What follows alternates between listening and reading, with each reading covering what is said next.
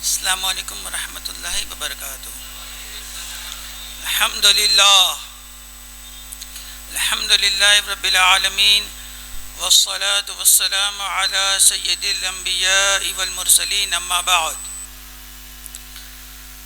اعوذ باللہ من الشیطان الرجیم، بسم اللہ الرحمن الرحیم۔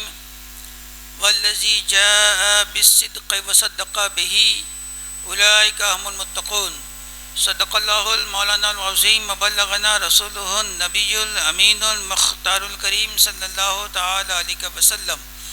یا رسول اللہ انظر حالنا، یا حبیب اللہ اسمع قولنا، اننی فی بحر حم مغرق، خذ یدی سہل لنا اشکالنا۔ الصلاۃ والسلام علیک یا رسول اللہ، الصلاۃ والسلام علیک یا حبیب اللہ، الصلاۃ والسلام علیک یا نبی اللہ، الصلاۃ والسلام علیک یا نور اللہ، صلی اللہ تعالی علیہ وسلم۔ اصدق الصادقین، سید المتقین، چشم گوش وزارت پہ لاکھوں سلام۔ میرے پیارے آقا صلی اللہ تعالی علیہ وسلم کے پیارے دیوانوں، افضل البشر بعد الانبیاء بالتحقیق، سید المتقین، امیر المؤمنین، سیدنا ابو بکر صدیق رضی اللہ تعالی عنہ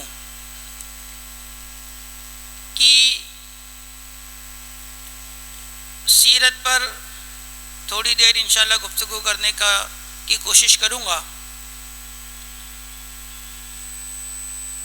علامہ جلال الدین سیوطی رحمۃ اللہ تعالی علیہ نے تاریخ الخلفاء میں ایک حدیث شریف نقل کی ہے۔ حضرت علامہ جلال الدین سیوطی یہ اس ذات کا نام ہے جنہوں نے 72 مرتبہ عین بیداری کے عالم میں حضور کا دیدار کیا۔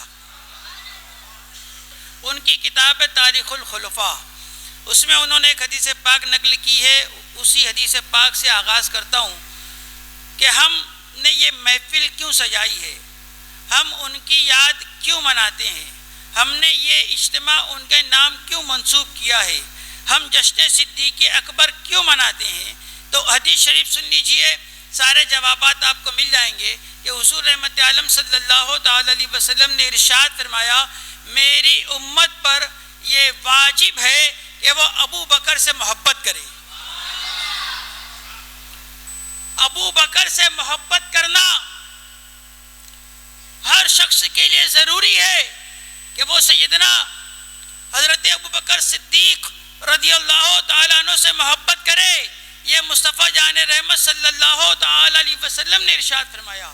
میرے پیارے آقا علیہ السلام کے پیارے دیوانوں، ہر جمعہ کو خطبے میں آپ ایک جملہ سنتے ہیں، افضل البشر بعد الانبیاء بالتحقیق۔ ہر جمعہ کو آپ سنتے ہیں، ساری دنیا میں انبیاء کرام علیہ السلام کے بعد سب سے افضل ترین اگر کوئی شخص ہے تو وہ حضرت سیدنا ابو بکر صدیق ہے، اور تمام امت کا اس بات پر اجماع ہے کہ سب سے پہلے خلیفہ سالار صحابہ حضرت ابو بکر صدیق سب سے افضل ہیں، اور حضرت سیدنا ابو بکر صدیق کے بعد اس بات پر بھی امت کا اجماع ہے کہ حضرت سیدنا عمر فاروق اعظم افضل ہیں۔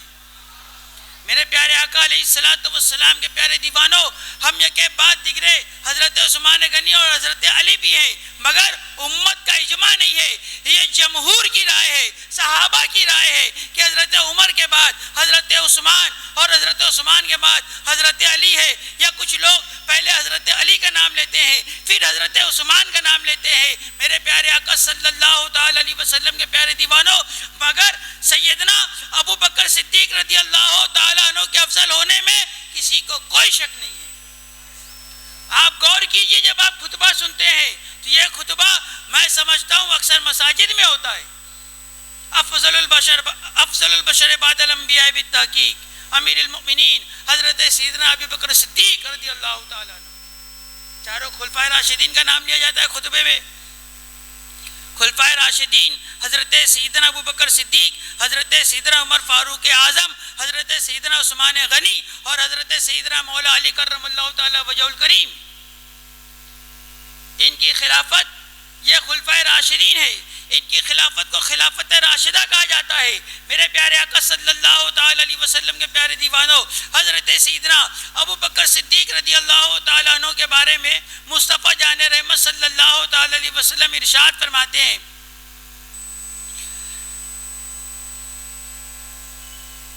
کہ ابو بکر، ایک مرتبہ حضرت سیدنا عمر فاروق اعظم میں اور حضرت سیدنا ابو بکر صدیق میں کسی بات پر اختلاف ہو گیا.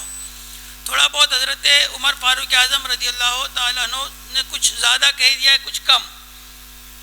سیدنا ابو بکر صدیق رضی اللہ تعالیٰ عنہ مصطفیٰ جان رحمت صلی اللہ تعالیٰ علیہ وسلم کی بارگاہ میں حاضر ہوئے اور آ کر واقعہ سنائے کہ ایسا ایسا ہوا ہے. حضور رحمت عالم صلی اللہ تعالیٰ، تھوڑی دیر کے بعد حضرت عمر فاروق اعظم تشریف لائے تو حضور رحمت عالم صلی اللہ تعالیٰ علیہ وسلم نے حضرت عمر سے فرمایا. حضرت عمر نے جب آقا علیہ السلام کے چہرے کا رنگ متغیر دیکھا، فوراً دو زانو بیٹھ گئے، معافی کے طلبگار ہوئے، عرض کرتے ہیں یا رسول اللہ صلی اللہ تعالی علیہ وسلم، میری ہی غلطی تھی، مجھے معاف فرما دے، میری ہی غلطی تھی، مجھے معاف فرما دے. حضرت آقا علیہ السلام نے اس وقت ارشاد فرمایا، عمر، حضرت عمر ابو بکر میرے سب سے اچھے دوست ہیں، اور جب لوگوں نے میری تکذیب کی، میرا انکار کیا، اس وقت ابو بکر نے میری تصدیق کی. اسی لیے مردوں میں سب سے پہلے اسلام قبول کرنے والوں میں حضرت سیدنا ابو بکر صدیق رضی اللہ تعالیٰ عنہ کو نام ہے. میرے پیارے آقا صلی اللہ تعالیٰ علیہ وسلم کے پیارے دیوانوں، مشہور حدیث پاک ہے، ام المؤمنین حضرت عائشہ صدیقہ رضی اللہ تعالیٰ عنہ آقا علیہ السلام کی بارگاہ میں عرض کرتی ہیں، یا رسول اللہ صلی اللہ تعالیٰ علیہ وسلم، کیا کسی کی اتنی بھی نیکیاں جتنی آسمان میں ستارے ہیں؟ جتنے آسمان میں ستارے ہیں کیا کسی کی اتنی نیکیاں ہیں؟ حضور رحمت عالم صلی اللہ تعالی علیہ وسلم نے ارشاد فرمایا، ہاں. اب ہاں فرمایا کس کی؟ فرمایا حضرت عمر کی. ام المؤمنین حضرت عائشہ صدیقہ رضی اللہ تعالی عنہ حضرت سیدنا ابو بکر صدیق رضی اللہ تعالی عنہ کی بیٹی ہیں. انہوں نے شاید اس خیال سے سوچا ہوگا کہ حضور رحمت عالم صلی اللہ تعالی علیہ وسلم میرے والد کا نام لیں گے، مگر جب حضور رحمت عالم صلی اللہ تعالی علیہ وسلم نے حضرت عمر کا نام لیا تو عرض کرتے یا رسول اللہ صلی اللہ تعالی علیہ وسلم، پھر ابو بکر کی، میرے والد کی؟ جب آسمان میں ستاروں کی تعداد کے برابر حضرت عمر کی نیکیاں ہیں تو فرماتے پھر میرے والد کی. تو آقا علیہ السلام ارشاد فرماتے ہیں، جتنی عمر کی ساری نیکیوں پر ابو بکر کی ایک نیکی بھاری ہے. اور خود اس بات کا اعتراف حضرت سیدنا عمر فاروق اعظم رضی اللہ تعالیٰ عنہ کرتے ہیں. ایک مرتبہ آپ کے سامنے حضرت ابو بکر صدیق رضی اللہ تعالیٰ عنہ کا ذکر ہونے لگا، حضرت عمر فاروق اعظم کے سامنے رونے لگے، عرض کرتے ہیں کہ کاش میری زندگی کا سارا عمل، حضرت عمر فرما رہے ہیں، میری زندگی کا سارا عمل ابو بکر کے ایک رات اور ایک دن کے عمل کے برابر ہوتا. کاش میری زندگی کا سارا عمل ابو بکر کے ایک رات کا عمل اور ابو بکر کے ایک دن کے عمل کے برابر ہوتا. فرمایا رات کا عمل وہ ہے کہ جب حضور رحمت عالم صلی اللہ تعالی علیہ وسلم نے ہجرت کی، حضرت سیدنا ابو بکر صدیق رضی اللہ تعالیٰ عنہ ساتھ میں تھے. پہاڑ نظر آیا، پہاڑ کی چوٹی پر چڑھے. غار ثور کا واقعہ بڑا مشہور ہے. حضرت ابو بکر صدیق، ابھی آپ نے اشعار میں بھی بہت ساری باتیں اس سلسلے میں سنی. غار ثور کے قریب جب پہنچے، اللہ تعالیٰ آپ سب کو اس کی زیارت نصیب فرمائے. آپ مدینہ جائیں تو غار ثور پر ضرور جائیں. چڑھے، حضرت ابو بکر صدیق رضی اللہ تعالیٰ عنہ نے فرمایا یا رسول اللہ صلی اللہ تعالیٰ علیہ وسلم، آپ تھوڑا ٹھہرے، میں اندر جا کر صفائی وغیرہ کر لوں، پھر آپ تشریف لائیں. اندر گئے، صفائی کی، تھوڑا بہت سوراخ نظر آئے تو اپنی لنگی پھاڑی، اس میں سے جو سوراخ نظر آیا اس سوراخ پر جو کپڑا رکھ دیا کہ کوئی موذی جانور یا کوئی سانپ وغیرہ آ کر آقا کو تکلیف نہ دے دے۔ ایک سوراخ بچ گیا تو حضرت ابوبکر صدیق رضی اللہ تعالیٰ عنہ نے اپنے پیر سے اس سوراخ کو بند کر دیا۔ پھر حضور رحمت عالم صلی اللہ تعالیٰ علیہ وسلم کو اندر اجازت دی کہ حکم عرض کی کہ یا رسول اللہ صلی اللہ تعالیٰ علیہ وسلم آپ اندر تشریف لائیں۔ حضور رحمت عالم صلی اللہ تعالیٰ علیہ وسلم اندر تشریف لے گئے اور حضرت سیدنا ابوبکر صدیق رضی اللہ تعالیٰ عنہ کے زانو پر سر رکھ کر سو گئے۔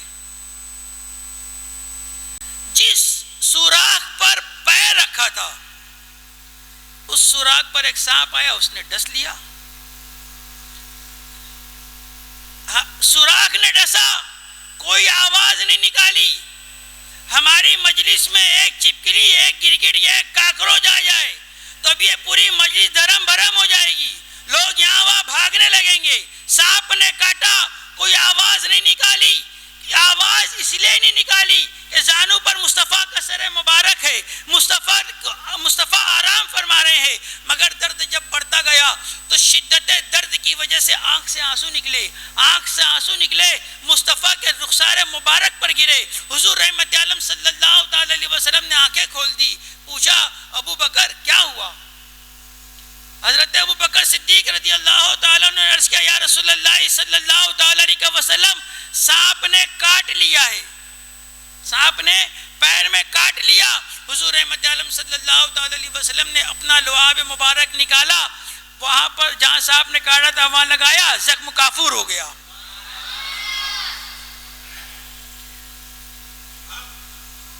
درد بھی گیا، زخم بھی گیا۔ پھر فرماتے ہیں کہ یہ اس رات کا عمل ہے، اور اسی وقت اللہ تبارک و تعالیٰ نے آیت مبارکہ نازل فرمائی تھی۔ حضرت ابوبکر صدیق رضی اللہ تعالیٰ تھوڑا گھبرائے ہوئے تھے، اللہ نے آیت نازل فرمائی، میں اس کا ایک ٹکڑا آپ کے سامنے پیش کرتا ہوں کہ لا تحزن ان اللہ معنا، غم نہ کرو۔ حضور علیہ الصلوۃ والسلام نے ابو بکر سے ارشاد فرمایا، قرآن پاک کی آیت ہے، غم نہ کرو ان اللہ معنا، اللہ ہمارے ساتھ ہے۔ میرے پیارے آقا علیہ الصلوۃ والسلام کے پیارے دیوانوں، آج باطل قوتیں، آج باطل طاقتیں، آج فسطائی قوتیں مسلمانوں کو ڈرا رہی ہیں۔ مسلمانوں کا ایمان و عقیدہ کمزور ہو چکا، اس لیے ہم ڈر رہے ہیں، ورنہ کسی میں اتنی طاقت نہیں کہ وہ مسلمانوں کو زیر کر چکے، اس لیے کہ مسلمانوں کا یہ عقیدہ ہے کہ اللہ ہمارے ساتھ ہے۔ ارے جب اللہ ہمارے ساتھ ہے تو نہ امریکہ کچھ بگاڑ سکتا ہے، نہ اسرائیل کچھ بگاڑ سکتا ہے، اس لیے کہ اللہ ہمارے ساتھ ہے۔ ان اللہ معنا، بے شک اللہ ہمارے ساتھ ہے۔ میرے پیارے آقا صلی اللہ تعالی علیہ وسلم کے پیارے دیوانوں، حضرت عمر فاروق اعظم فرماتے ہیں رات کا یہ عمل ہے، رات کا یہ عمل ہے، اور دن کا عمل، دن کے عمل کے بارے میں فرماتے ہیں کہ اب حضور رحمت عالم صلی اللہ تعالی علیہ وسلم نے پردہ فرمایا، ظاہری طور پر اس دنیا سے آپ نے پردہ فرمایا تو کچھ لوگوں نے زکوٰۃ دینے سے انکار کر دیا، کچھ قبائل مرتد ہو گئے، کچھ لوگوں نے زکوٰۃ کا انکار کیا۔ اتنی زیادہ شورش اس دور میں ہوئی ہے کہ حضرت سیدنا ابوبکر صدیق رضی اللہ تعالیٰ عنہ کے دور میں فتوحات کم ہوئی ہیں، مگر حضرت عمر فاروق اعظم رضی اللہ تعالیٰ عنہ کے دور میں جتنی فتوحات ہوئی ہیں اس کی کلید حضرت سیدنا ابوبکر صدیق کی ذات ہے۔ ایک طرف کچھ لوگ مرتد ہو گئے، کچھ لوگوں نے زکوٰۃ دینے سے انکار کیا، کچھ لوگوں نے اپنی نبوت کا دعویٰ کر دیا کہ میں نبی ہوں معاذ اللہ۔ اب جن لوگوں نے زکوٰۃ دینے سے انکار کیا، صحابہ کرام سے مشاورت کی، حضرت سیدنا ابوبکر صدیق رضی اللہ تعالیٰ عنہ نے، حضرت عمر فاروق اعظم نے فرمایا کہ ابھی حضور رحمت عالم صلی اللہ تعالی علیہ وسلم نے ظاہری طور پر دنیا سے پردہ فرمایا ہے، ان کے ساتھ تھوڑی نرمی کی جائے، اس لیے کہ بہت سارے قبائل مرتد ہو گئے ہیں۔ ایک طرف جو ہے کچھ لوگوں نے نبوت کا دعویٰ بھی کر دیا ہے. داخلی طور پر مدینہ منورہ میں انتشار بہت زیادہ پھیل رہا ہے، اس لیے ان کے ساتھ نرمی کی جائے. حضرت ابوبکر صدیق نے کہا کہ میں مانعین زکوٰۃ کے ساتھ کوئی نرمی کرنے والا نہیں.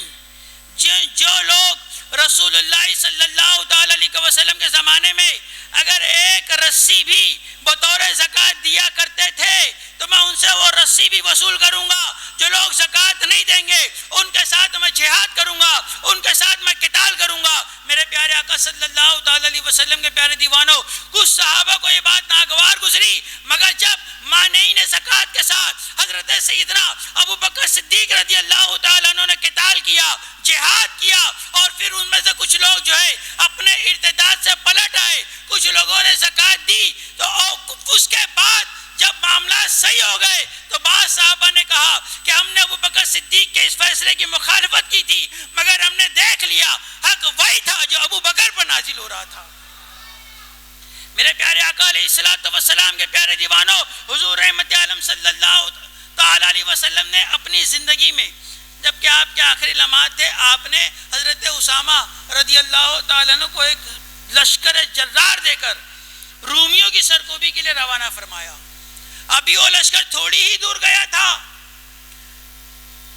کہ آقا علیہ الصلوۃ والسلام نے پردہ فرمایا.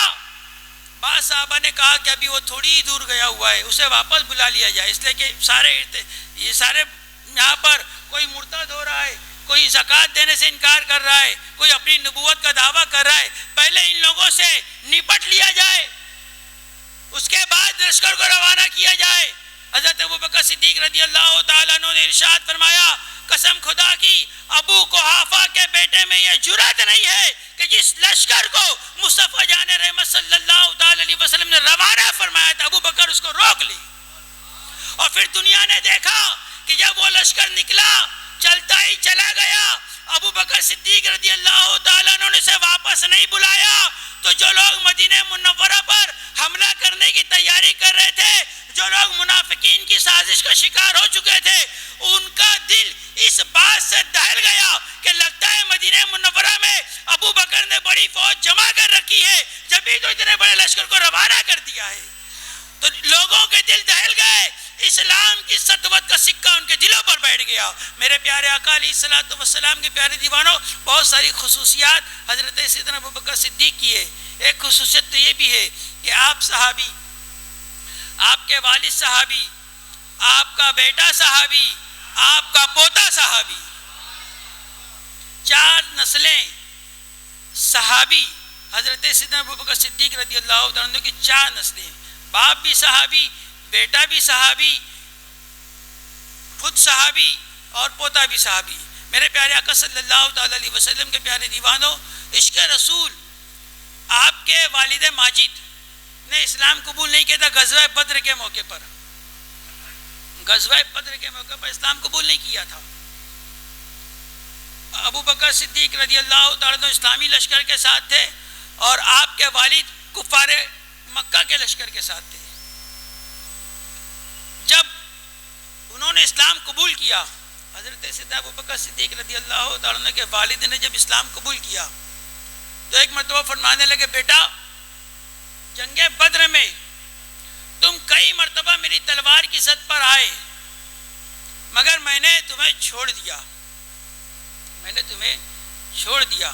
حضرت سیدنا ابوبکر صدیق فرماتے ہیں، عشق رسول دیکھو، فرماتے ہیں ابا جان اس وقت تو تم اسلام قبول نہیں کیے تھے، اگر تم میری تلوار کی زد پر آتے تو میں تمہیں یقیناً قتل کر دیتا. اور جنگ بدر میں ہوا بھی یہی ہے، جنگ بدر میں ہوا بھی یہی ہے. اسلامی لشکر میں جتنے لوگ موجود تھے ان کے رشتہ دار میں سے کوئی نہ کوئی باپ، بیٹا، کوئی نہ کوئی رشتہ دار کفار مکہ کے لشکر میں موجود تھا، مگر انہوں نے صرف جنگ بدر کے موقع پر صرف یہ دیکھا کہ ہمیں نے اسلام کا جھنڈا گاڑنا ہے اور ہمیں حضور رحمت عالم صلی اللہ تعالی علیہ وسلم سے محبت کرنی ہے. درود شریف پڑھ لیجئے، اللہ رب محمد صلی اللہ علیہ وسلم نحن عباد محمد صلی اللہ علیہ وسلم مولا صلی وسلم دائما ابدا علی حبیبک خیر الخلق کلہم. ایک مرتبہ اور پڑھ لیجئے. اللہ رب محمد صلی اللہ علیہ وسلم نحن عباد محمد صلی اللہ علیہ وسلم مولا صلی وسلم دائما ابدا علی حبیبک خیر الخلق کلہم. میرے پیارے آقا صلی اللہ تعالی علیہ وسلم کے پیارے دیوانوں، آیات مبارکہ قرآن پاک کی آیات حضرت سیدنا ابوبکر صدیق رضی اللہ تعالیٰ عنہ کی شان میں نازل ہوئی. جو آیت کریمہ میں نے تلاوت کی تو اس میں سچ لے کر سرکار مدینہ علیہ الصلوۃ والسلام تشریف لائے. ترجمہ یہی ہے کہ حضور اور مفسرین نے بھی فرمایا کہ رسول پاک علیہ الصلوۃ والسلام سچ لے کر تشریف لائے اور اس سچ کی تصدیق کی. صدقہ سے مراد اکثر مفسرین نے یہاں پر حضرت سیدنا ابوبکر صدیق کی ذات لی. اللہ تبارک و تعالیٰ کا اتنا بڑا کرم کہ زندگی بھر ساتھ ساتھ رہے، غار میں بھی ساتھ رہے، مزار بھی بازو میں، پہلو میں آرام فرما ہے حضور احمد عالم صلی اللہ تعالی علیہ وسلم کے. تو وہ لوگ جو معاذ اللہ رب العالمین حضرت سیدنا ابوبکر صدیق رضی اللہ تعالیٰ عنہ کی شان میں گستاخی کرتے ہیں، وہ جب مدینہ جاتے ہیں تو کیا کرتے ہیں وہ ہماری سمجھ کے باہر ہے. اس لیے کہ مدینہ منورہ میں حضور احمد عالم صلی اللہ تعالی علیہ وسلم کی بارگاہ میں سلام پیش کرتے ہیں. ہم ہر ہفتے جمعہ میں یہاں تصور میں پیش کرتے ہیں. آقا علیہ الصلوۃ والسلام کے بعد حضرت سیدنا ابوبکر صدیق اور حضرت سیدنا عمر فاروق اعظم، ان دونوں محسنین اسلام کی بارگاہ میں بھی ہم ہر ہفتے تصور میں سلام پیش کرتے ہیں. اللہ تعالی ہمارے تصور کو حقیقت میں بدل دے. میرے پیارے آقا صلی اللہ تعالی علیہ وسلم کے پیارے دیوانوں، آخری واقعہ یہ آپ کے صدیق ہونے کا بھی واقعہ ہے اور آپ کے کامل و اکمل ایمان ہونے کا بھی واقعہ ہے. حضور احمد عالم صلی اللہ تعالی علیہ وسلم نے جب آپ کو معراج ہوئی، صبح میں آپ نے بیان کیا کہ معراج کے تھوڑے سے حصے میں میں نے عرش کی سیر کی، میں نے جنت و دوزخ کو دیکھا، پورا واقعہ بیان کیا. تو میں اس تفصیل میں نہیں جاؤں گا، پورا واقعہ بیان کیا. تو کفار بڑے خوش ہو گئے. وہ تو معاذ اللہ پہلے ہی حضور احمد عالم صلی اللہ تعالی علیہ وسلم کو مجنون شاعر کہا کرتے تھے. جب یہ واقعہ بیان کیا تو سوچے کہ اب بڑی مضبوط دلیل ہاتھ میں آ گئی ہے. ابو جہل دوڑا سب سے پہلے حضرت سیدنا صدیق اکبر کے پاس پہنچا. بولے اگر کوئی یہ کہے کہ میں رات کے تھوڑے سے حصے میں عرش پر گیا، میں نے آسمانوں کی سیر کی، پہلے آسمان پر گیا، دوسرے آسمان پر گیا، تیسرے آسمان پر گیا، میں نے آسمانوں کی سیر کی، میں نے جنت و دوزخ کو دیکھا اور پھر میں تھوڑے ہی وقفے میں واپس بھی آ گیا، تو کیا تم اس بات کو مانو گے؟ کہا کہ ایسا، ابو بکر صدیق نے کہا ایسا کیسے ہو سکتا ہے؟ کہا نہیں ہو سکتا نا. بولے ایسا نہیں ہو سکتا ہے. بولے وہ تمہارے دوست ہیں نا محمد صلی اللہ تعالی علیہ وسلم، وہ کہہ رہے ہیں. فرمایا اگر وہ کہہ رہے ہیں تو سچ کہہ رہے ہیں، اگر وہ کہہ رہے ہیں تو سچ کہہ رہے ہیں. میرے پیارے آقا علیہ الصلوۃ والسلام کے پیارے دیوانوں، یہ محبت اور یہ ایمان حضور احمد عالم صلی اللہ تعالی علیہ وسلم کی ذات پر حضرت ابوبکر صدیق رضی اللہ تعالیٰ عنہ کو تھی. اللہ تعالیٰ اس محبت کا ایک ذرہ ہمیں بھی عطا فرمائے اور ہمیں ان کے نقش قدم پر چلنے کی توفیق عطا فرمائے. حضور احمد عالم صلی اللہ تعالی علیہ وسلم کی اطاعت و اتباع کی توفیق عطا فرمائے. بیان کے دوران اگر کچھ غلطی ہوئی ہے رب قدیر اپنے فضل و کرم سے معاف فرمائے. استغفر اللہ ربی من کل ذنب واتوب الیہ. اشہد ان لا الہ الا اللہ واشہد ان محمدا عبدہ ورسولہ وما علینا الا البلاغ المبین. السلام علیکم ورحمۃ اللہ وبرکاتہ.